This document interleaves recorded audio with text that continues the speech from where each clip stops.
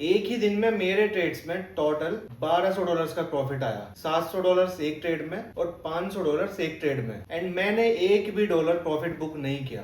And account अभी भी 24,440 पर है और ऑनेस्टली मैं ना काफी अपसेट हूँ। लेकिन शायद ये लॉस नहीं, मेरी ट्रेडिंग साइकोलॉजी का सबसे बड़ा लेसन है। अगर आप मुझे एपिसोड 1 से फॉलो कर रहे हो तो फ्राइडे को मेरा फर्स्ट ट्रेडिंग डे -$200 के लॉस में एंड हुआ था। मंडे को मेरा गोल सिंपल था कि रिवेंज ट्रेडिंग नहीं करनी एंड बस अपने सेटअप का वेट करना है। एंड मंडे को फाइनली फर्स्ट ट्रेड में मुझे $700 का फ्लोटिंग प्रॉफिट दिख रहा था, लेकिन मैंने फुल टीपे का वेट करा एंड मेरा ट्रेड कोस्ट टू कोस्ट पे आ गया एंड मैं ब्रेक इवन पे एग्जिट हो गया। लेकिन मंडे का दिन सिर्फ यही खत्म नहीं हुआ। मॉर्निंग में मैं अपनी जॉब पर गया और रात को 8 बजे मैं अपनी जॉब से अपने फ्लैट पे वापस आया। एंड यहाँ फ्लैट आने के बाद मैंने दोबारा लैपटॉप खोल के देखा एंड जैसे कि आपको पता ही है कि कुछ दिनों से ना गोल्ड काफी बुलिश है एंड चार्ट देखते हुए ना मुझे लगा कि एक अच्छा सपोर्ट फॉर्म हो रहा है। सो गाइस, ये था मंडे का फर्स्ट ट्रेड, मतलब यानी कल का, आज है ट्यूसडे, और ये यहाँ पे एक रेसिस्टेंस था 1 डे की कैंडल पे। और जैसे ही इसने रेसिस्टेंस को ब्रेक करा और रेसिस्टेंस ब्रेक करने के बाद एक और ग्रीन कैंडल आई, उसके बाद मैं गया 1 मिनट पे। मेरा प्लान तो था कि मैं 1 मिनट पे एंट्री लूँ, लेकिन मैंने एक अच्छी कंफर्मेशन के लिए एंट्री ली सीधा 5 मिनट पे। ये मैं सोच रहा था कि जैसे ये सारी 1 मिनट की कैंडल है, और जैसे कि आपको पता है कि अगर कोई भी इंगल्फिंग कैंडल बन जाती है तो वो मेरे लिए एक काफ़ी अच्छी कंफर्मेशन होती है। तो मैंने कुछ देर के लिए सोचा कि यार ये एक अच्छी कैंडल है, रेड कैंडल, तो इसी के नीचे मैं एंट्री कर लेता हूँ। लेकिन उसके बाद मैं गया फिर 5 मिनट पे, तो 5 मिनट की कैंडल थी रनिंग। तो मैंने सोचा कि यार रनिंग कैंडल में एंट्री नहीं करते, जैसे ही ये रनिंग कैंडल क्लोज होगी, 5 मिनट की बनेगी, तो मैं 5 मिनट की कैंडल पे ही अपनी एंट्री लूँगा। और जैसे ही 5 मिनट की कैंडल फॉर्म हुई तो मेरी एंट्री थोड़ी लेट हो गई। लेट क्या हुई तो ठीक, लेकिन ये मार्केट मेरे प्रॉफिट तक नहीं गया 1:4 तक। मुझे सिर्फ 10 मिनट में इस ट्रेड में $700 प्रॉफिट मिल रहा था, लेकिन $700 प्रॉफिट मैंने नहीं लिया। ये इधर मेरा टारगेट तो था 1:4, जैसे कि मैं 1:4 ही फॉलो कर रहा हूँ। तो इस ट्रेड में मुझे मिल रहा था $700, तो $700 मैंने इस ट्रेड में नहीं लिया। तो इस ट्रेड में मैंने $700 नहीं लिया, मुझे लेना था इस ट्रेड में मेरा सीधा 1:4। तो इस ट्रेड में मुझे प्रॉफिट नहीं मिला, और ये एंट्री शायद मेरी यहाँ पे नहीं थी, ये एंट्री इधर थी, और 1:4 होगा इसका यहाँ पे। मतलब ये 90 तक आना था और ये 94 से ही रिवर्स हो गया था। ये यहाँ पे मेरी एंट्री थी इधर। तो ये फर्स्ट ट्रेड मेरी कॉस्ट टू कॉस्ट चली गई, क्योंकि मैंने अपना एसएल कॉस्ट टू कॉस्ट कर दिया था। फिर इसके बाद मैं चला गया ऑफिस, और ऑफिस से जब मैं शाम को आया तो मुझे दिख ही रहा है कि यार गोल्ड इतना बुलिश है, और शायद 2 वीक से गोल्ड इतना ज़्यादा बुलिश है, ये आप देख सकते हो। ठीक है, तो मुझे पता था कि ये बार बार पुल बैक ले रहा है और ये थोड़ा डिप दे रहा है। डिप देने के बाद ये सेलर्स को ट्रैप करके और ये अपना बुलिश ट्रेंड को कंटिन्यू कर रहा है।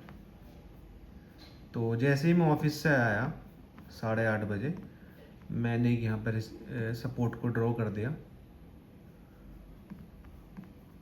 मैंने यहाँ पर कोई जल्दबाजी नहीं करी। जब मैं ऑफिस से आया तो मार्केट कहीं यहाँ पे था, इधर 8:30 बजे। मैं बस वेट कर रहा था कि यहाँ पे एक अच्छा सपोर्ट है और ये मार्केट सपोर्ट तक आना चाहिए, और मार्केट सपोर्ट तक आया और मैंने यहाँ पे ट्रेड भी लिया। जैसे ही मुझे यहाँ पे लिक्विडिटी स्वीप का कंफर्मेशन मिला, मैंने अपनी यहाँ पे एंट्री कर ली, और एंट्री करने के बाद शायद मैं 11 बजे सो गया, सोने के लिए चला गया, और मैंने लगा दिया यहाँ पे एसएल या फिर 1:4। ठीक है, और 1:4 लगाने के बाद मेरा अलार्म था 6 बजे का फ़ोन में, लेकिन शायद मेरे दोस्त ने एसी का रिमोट समझ के वो अपने पिलो के नीचे रख लिया फ़ोन, और मुझे अलार्म की आवाज़ आई नहीं। मैं उठा 6:50 पे, जबकि मेरा ट्रेड यहाँ पे चल रहा था शायद $400 के प्रॉफिट में। मेरा स्टेट में रिस्क था $150, और $160 और मेरा टारगेट था इसमें $640। तो यहाँ मुझे कहीं पे $400 दिख रहा था, तो मैंने इसको कर दिया कॉस्ट टू कॉस्ट, और कॉस्ट टू कॉस्ट करने के बाद ये मेरा कॉस्ट टू कॉस्ट चला गया। यहाँ पे मेरा टारगेट था $640, $640 और मुझे दिख रहा था $530 या कुछ ऐसे। मतलब यार एक ही दिन में फर्स्ट ट्रेड में अराउंड $700 का फ्लोटिंग प्रॉफिट, सेकंड ट्रेड में अराउंड $500 का फ्लोटिंग प्रॉफिट, टोटल अप्रोक्सीमेटली $1200। और मैंने प्रॉफिट बुक कितना किया? 0। ये देखकर यार ऑब्वियसली मुझे बहुत बुरा लगा। मैं भी एक इंसान हूँ, मेरे भी यार इमोशंस हिट करते हैं, और अब से पहले तो मैं शायद 1:2 या 1:3 से भी पहले निकल जाता था। तो अभी तक की मेरी जो भी ट्रेडिंग हिस्ट्री है उसमें मैंने 25 के वाले अकाउंट में कितना प्रॉफिट लिया है? $400, $350, $500, जो कि मेरा फ्राइडे को भी $350 प्रॉफिट था।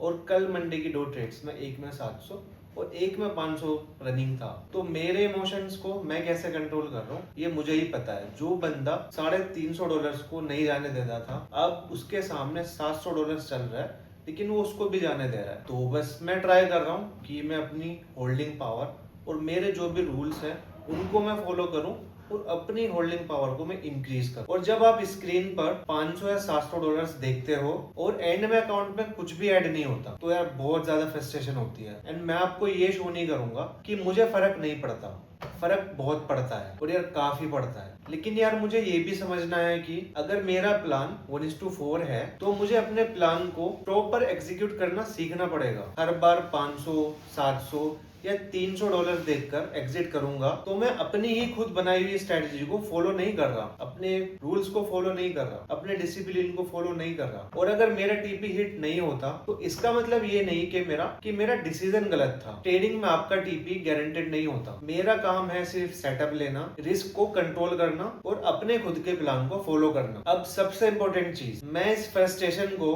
अपनी नेक्स्ट ट्रेड में कैरी नहीं करना चाहता। एंड मैं ये नहीं सोचूंगा कि मुझे अपना $1200 प्रॉफिट वापस से बनाना है। एंड ये सबसे डेंजरस माइंडसेट होता है। एंड नेक्स्ट ट्रेड भी वही होगा जो मेरा सेटअप देगा। अगर सेटअप नहीं मिला तो नो ट्रेड। एंड गोल अभी भी एग्जैक्टली सेम है, फेज 2 क्लियर करना, अकाउंट को लाइव करना और फिर $1000 का पे आउट लेना। लेकिन अब मुझे एक और चीज अचीव करनी है, अपनी साइकोलॉजी कंट्रोल करना। फ्रस्ट्रेटिंग है लेकिन ये जर्नी अभी खत्म नहीं हुई। अगर आप मेरी जॉब के साथ $25000 के फंडर अकाउंट से $1000 का पे आउट देखना चाहते हो तो मेरे चैनल को सब्सक्राइब कर लेना। एंड इस पूरी जर्नी की भी प्लेलिस्ट मैंने एक अलग से बना रखी है मेरे चैनल पे। मिलते हैं नेक्स्ट एपिसोड में।